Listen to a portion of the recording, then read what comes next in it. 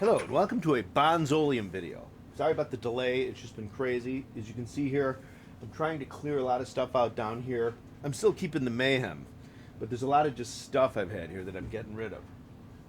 And that includes a lot of parts that I didn't even realize. The amount of parts that I've acquired over the last 26 years of playing the drums and collecting back in the day and everything. So here's a little egg. But we have a winner in the raffle who won the 3x13, who won the Great Rock Drummers of the 60s, who run the Modern Drummer that I was in June. T-shirt and a pair of the Muskie sticks, prototype sticks. Stephen Good of, I forget where he's from. Is he from West Virginia? But long-time Bonzoleum fan, so he's the winner. I sent it off to him. So I hope everybody's well. I just wanted to make a quick video and announce the winner. Okay, and also that I am selling stuff on eBay if anybody needs parts and stuff. I just have a lot of parts. My seller name is Kingish, Kingish. So I just have, I mean, like for example, you know, I have a lot of stuff like these. Do you see these? I don't know if you can see them, but these are like, I think, from a Premier tom holder that pulls, I don't know, like not a rock lock, but like one from like the 70s. I don't know where I got those three. They're brand new, they look like. I have all kinds of stuff. I have nickel tension rods from the 50s. These are Ludwig WFL. I have just all kinds of stuff. What else did I find though that would be kind of cool that I came across that I wanted to show everybody? Oh yeah, what did I do with that? A set of brushes with a like a denim bag. Well, I have those here somewhere too. I just have all kinds of stuff. Anyway, more videos on the way. George and my friend Ryan tipped me off to a reliable software. Somebody else might have too in the Bonzoleum channel watchers. Something that you can take the drums out. I mean, like really cleanly. So my plan is then to play along to the track that has the drums, but what I'll do is when I process it and release it, I will remove the studio drums of the person who's playing and just hear me playing with the band. That's my goal I want to do. As you can see here, I have my 24, 13, 16 Ludwig New Sonic Pro Beat 24, 14 by 24, 9 by 13, 16 by 16. There's crap all over the joint. Oh, here's the 6.5 by 14 Supra, modern Supra that I converted into a 70s model by taking the gaskets off and getting 1.6 mil hoops I put on, and I installed a tone control in the location that it used to be in back in the late 50s, that side of the butt plate. But I just have all kinds of stuff. But there was something else I did want to show. What was it? So yeah, so there was the, hang on a second. What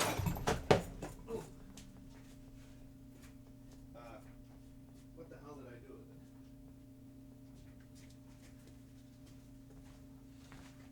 it? I have some business cards.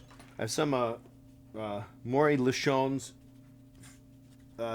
Frank's Drum Shop business cards and some Bill's Drums Unlimited. I don't know what these are worth. You know, it's one of those things where you don't want to put it on eBay for 50 cents and have somebody buy it and say, oh, it's worth 50 bucks, buddy. So you start it at a place where it might seem like a lot, like you're being greedy, but I just want to find a price that people, I don't know, they're pretty cool.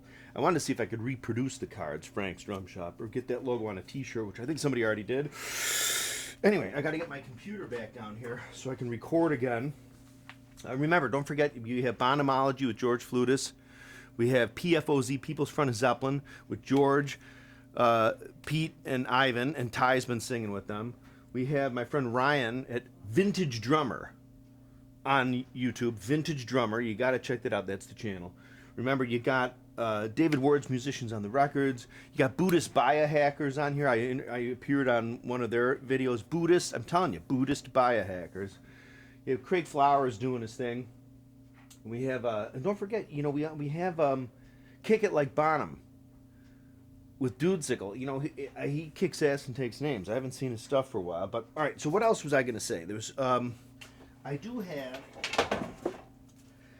this. What I'm probably going to do. This is a 5-pack of great rock drummers of the '60s that I've been trying to sell as a pack. There was a time, I swear to God, a few of these went for a couple $100 a piece on Amazon, like before they reissued the revised edition, but these are the original. I don't know. So I missed the boat there. I could have turned this into $800 that I can. Anyway, so I want to get more gear for my studio. I love these MXL V250 microphones. I'm not affiliated with them at all, but I like those. I want to get an RE20, an Electro Voice RE20, like a large diaphragm. So get that. So that's what when I sell all this stuff, I'm going to interview drummers. That's the thing I'm going to do. I'm going to interview drummers. I have a lead on Danny Serafin. I have a lead on Matt Cameron, possibly. I don't have any leads on Jimmy Chamberlain. I'd like to get him. I have a lead on Glenn Coachy, which I'm going to ask my friend Ryan, because he took lessons from him and actually drum tech for him for a tour. I'd love to get the dude from Grand Funk Railroad. I'd like to get Don Henley. I know a lot of people dislike him strongly because of his stance on copyrights and stuff, but I'll tell you, man, watch Don Henley back in the day. That guy could sing and play just like the all day long. Alex Van Halen, one of the most underrated drummers of all time. I know there's a lot of Alex Van Halen fans out there who might disagree with that, but to a lot of diehard drummers, he's underappreciated. Alex Van Halen's a monster. I was just listening to Hot for Teacher again the other day, and he has that beat he plays in other Van Halen songs too that are a little older. But what else? I know they wanted to show. I was excited about showing stuff. Oh, I had my Captain Queeg. Remember Captain Queeg? Remember when he's like, oh, those strawberries. I know there was a. These are kind of big. I'm not used to handling balls like this. All right. So what else is going on? All right. So I'll put those balls over there. But there was really something else. What did I want to do? I can't play right now because my wife is working from the house. And I couldn't play anyway because I have all this SHIT sitting on my floor top. Oh, if anybody has a Ludwig Newsonic 9x13, not the modern one that's sort of the, looks Black Panther-y like this, but a 9x13 shiny black Newsonic, let me know. A 9x13 shiny black. I meant to buy one of those before they stopped making them. All right. So what else? There was something else. There were a bunch of things I wanted to show, but now I can't remember to save my life. All right, so what other drummers I want to interview? I'd love to eventually have them down here, but for now it'll probably be Zoom stuff. What were other drummers I wanted to get? Of course, it'd be great to get like a Steve Gadd although I can't think of their names. All those Jamie Oldeker. Am I saying that right? But from the perspective of like when they first started out playing, what they liked, what gear they liked, how they came along, like in the early days, and also too their experiences of recording in the studio. I think that's very important. I don't think when drummers are interviewed, they don't ask enough questions or the right questions about a drummer's experience recording in the studio when they made these records and stuff and how they did it and the whole schmeal. Stewart Copeland, I'd love to get Stewart Copeland, but I think there was a time I know he watched one of the videos because he put a comment on his Instagram or something that said okay, and each letter got bigger and bigger. So I don't think he likes me very much. But I'd love to get Stewart Copeland interviewed. Of course, Phil Collins, a monster. He can't play the drums anymore. Phil Collins was a monster. Don't let anybody tell you any different. Of course, it'd be great to get Ringo the Star. I'd love to get Bunny Carlos, but I don't think I'm going to be able to get Bunny Carlos. But I think I just know the questions to ask. You know what I mean? I'd like, like just sit and bullshit with that instead of like, so tell me, like a formal interview. It'd be like a casual, let's just chew the fat. You know what I mean? I'd steer clear of any dirt. Like if any drummer, anybody had some stuff they've got, I would steer. But that's not what I want to ask them about. You know what I mean? I just want to ask them about the drums and how much they love them and what they had their first couple kits were, what cymbals they liked, or you know what I mean? So that's what I want to do. But honestly, what is this? This is my Ty Ver t-shirt. Now Ty Ver, I'm going to put a video up. It's another song I did with Ty, so I'm going to put that up very soon. You hear me playing the drums with Ty. And I'm working on some new Terry Keating stuff. I'm collaborating with a couple different people. My friend Mitch Deason I'm collaborating with. He's the puppet master. All right, but really, for the love of God, there was really one thing I did want to show you. Well, here it is. Here's the denim bag. Look at this. Look at how 1969 that is. What's in here? Hopefully there's not a Black Widow spider. There. Okay, look. See these brushes? Anybody use these brushes? I'm terrible at brushes. I don't know who made these. Can you tell? Anyway, so I'm going to throw these up on the eBay in their sheath. You know what I'm saying? All right, so we'll throw those up there. What is it? Gosh darn. All right, so what else? And then Hang on. All right, so we got that out of the way.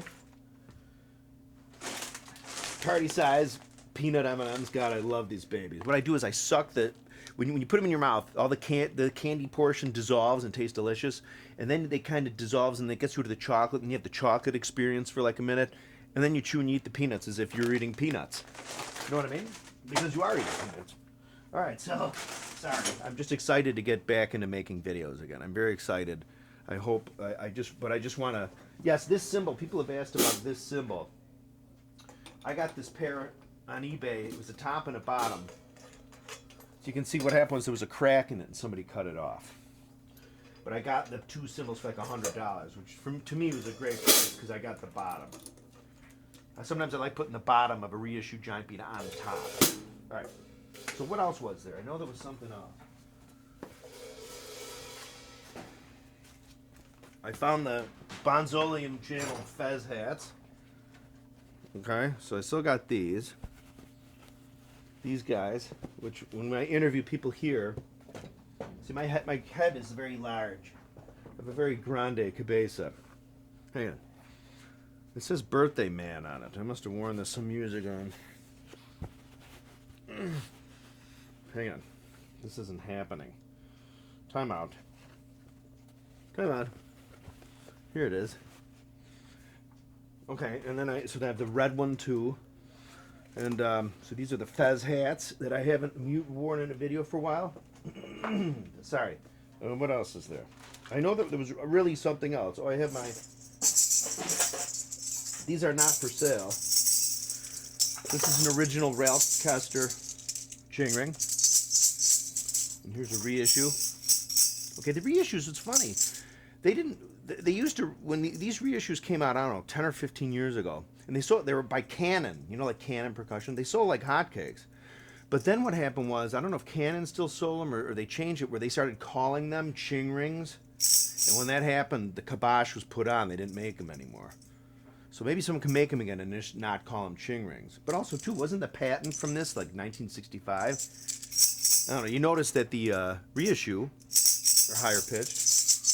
You know what I mean? Plus, too, the actual chings, or are they the rings, are inverted compared to the other ones. So this is like a regular China cymbal, and these are like a Novo China. It's really bizarre. I'm telling you, that's the case. All right, so what else do I got? I got a Zildjian drum key. No, but what else was there? There was really something else. Oh, I did buy a new rock and sack throne. That was very cozy. But there was really, honest to God, one other thing I did want to show. Gosh darn it. Because I was down here yesterday moving stuff around, and I was like, oh, you know what I mean? What was it? Hang on a second. Let me examine the room. Where was it? It was... No, what is this? Oh, shit, I know what that is. All right. Is everybody aware that there's PFOZ t-shirts? You got to get in touch with the People's Front of Zeppelin folks. Not to be confused with the Zeppelin People's Front. This isn't what I wanted to show you, but I did want to remind everybody that there are PFOZ shirts. Hang on.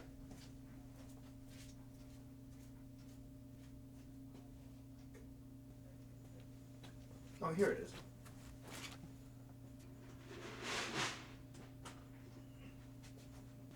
I found it.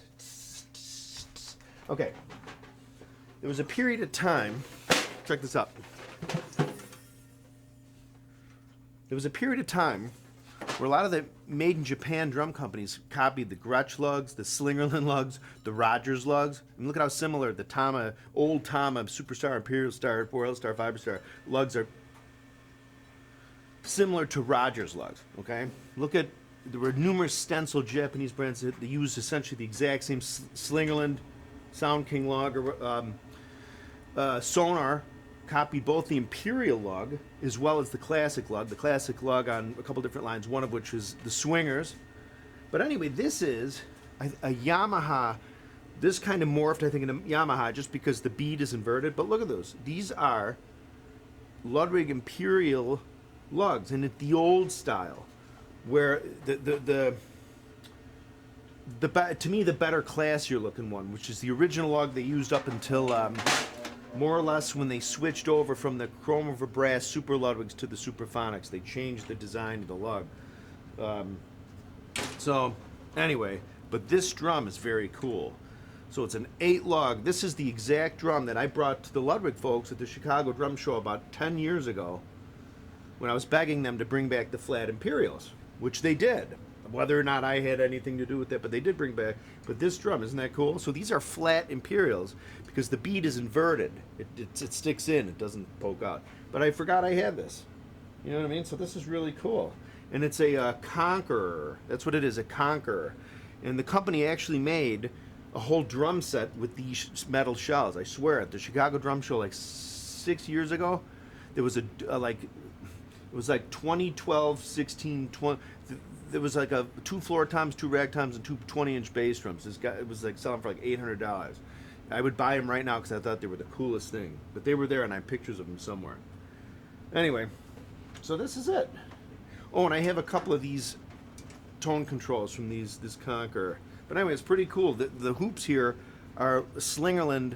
What are the Slingerland? The round over hoops. So they're kind of Slingerland hoopy, almost identical. You can see by the way like the hooded sort of thing here. But yeah, these Ludwig Imperial copies. You know what I mean? And then this throw off is reminiscent of a Slingerland. You know what I mean? Both ends. So I might tune this baby up and see if I can get it sounding good. It's a thinner steel shell, and it is rolled and welded.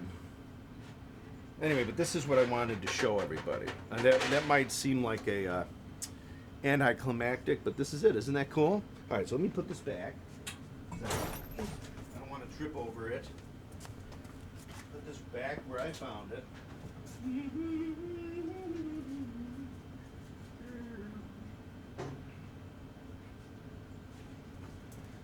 If anyone needs a drum slinger bag that can take a 26-inch cymbal, I custom ordered this baby. I can't remember if it was custom ordered. I know it was custom ordered. A drum slinger. I got this like 10 years ago. So I'm going to sell this guy because I'm not playing any. So if anybody has any 26-inch giant beats and they want this bag, shoot me an email at bonzoleum@gmail.com. All right. Oh, there it is. Frosty's getting restless. I got to take her out again. So remember, my email address here is bonzoleum@gmail.com. Okay? So what I want to do is I want to still make videos on teaching stuff that I think is kind of cool, and also drum covers and talking about Zeppelin. But I also want to interview drummers. So if there's any drummers, especially if any famous drummers happen to see this video, shoot me an email at bonzoleum@gmail.com. Okay? I'm also still have t-shirts for sale, and I have the Bonzoleum 2As. This is a well-worn pair. The Bonzoleum 2As. Shoot me an email, bonzoleum@gmail.com. And I'm also going to make Bonzoleum 2As. So this is like a 2A. It's very similar to a Ludwig 2A of yore. But I'm making some 5A versions, so thinner shaft, but the same taper and stuff. So inquire about those, bonzoleum@gmail.com. Thanks for subscribing if you have. If you haven't subscribed, please subscribe, that button there. But there's also like a little bell-looking thingy next to the subscribe button. Click on that if you can, because then you'll get notifications from my channel. So again, keep your eyes peeled for People's Front of Zeppelin with George and Bonhomology. George Flutist at Bonhomology, Ryan at Vintage Drummer, Buddhist Biohacker. Buddhist Biohacker, that's pretty cool. And Kick It Like Bonham. And also, too, I hope I have the name right. Bonham Also Waltzes. There's a kid. I think he's a kid, because I thought I remember he used to shoot me emails a while back. Meaning that when I say a kid, he might be like 23, because I'm 52 now. Bonham Also Waltzes. You gotta check that out and subscribe. This dude, God love him, has gone back and transcribed a lot of the really cool shite that Bonham did in Moby Dick.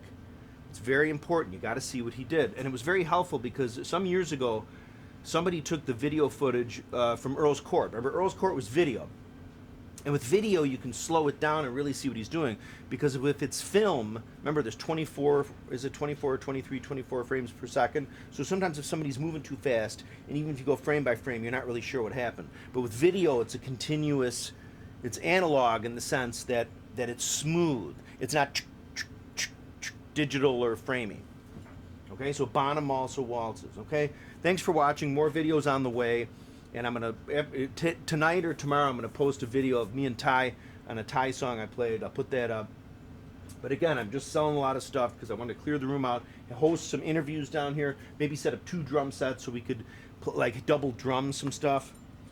Okay? So that's it. Remember, if anybody has a 9x13 Ludwig New Sonic in shiny gloss black, and you're selling it, let me know at bonzoleum@gmail.com. You can ask any drum questions, like if I can help you, bonzoleum@gmail.com. Remember, I'm selling t-shirts and coffee mugs and the sticks, bonzoleum@gmail.com. Don't send me any, if you bought stuff from me in the past, don't send any money first. Shoot me an email at bonzoleum@gmail.com. We'll discuss beforehand. You know, there was also something else I wanted to show. I wanted to show that snare drum, but I stumbled upon something. I'm telling you, I'm getting old. All right. Come back. There'll be more videos soon. Have a nice weekend.